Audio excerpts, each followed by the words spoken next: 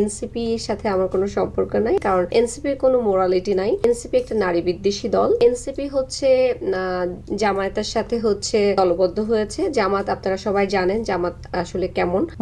মোল্লারা হচ্ছে বাংলাদেশের ম্যাক্সিমাম মোল্লারা হচ্ছে মানে যারা হচ্ছে জামাত শিবির করে তারা হচ্ছে নারীদেরকে সম্মান করে না। নারীরা তাদের হিস্সা চাইলে নারীদেরকে বেশ্যা বানিয়ে দেওয়া হয়। নারীদেরকে তারা ন্যূনতম তাদের যে অধিকার আছে, মৌলিক অধিকার, নারী সংস্কার নিয়ে আমরা এর মধ্যে কথা বলেছিলাম, আপনারা জেনে থাকবেন। তারা জনসম্মুখে নারীদেরকে ভীষণ রকমের খারাপ কথা বলে তাদেরকে হেনস্থ করেছে। সো যেই দলের সাথে এরকম দল একত্রিত থাকে, আমি জামাতের কথা বলছি, যে এনসিপির সাথে জামাতের যে বন্ধুত্বপূর্ণ সম্পর্ক এবং তারা একসাথে যে রাষ্ট্রের স্বপ্ন দেখছে, আমাদের মতো সাধারণ নাগরিকের ইমোশন নিয়ে খেলছে, সেরকম একটা দলের সাথে এনসিপি, এরকম একটা দলের সাথে সংশ্লিষ্ট থাকা মানে হচ্ছে আমার এথিক্সের সাথে বেইমানি।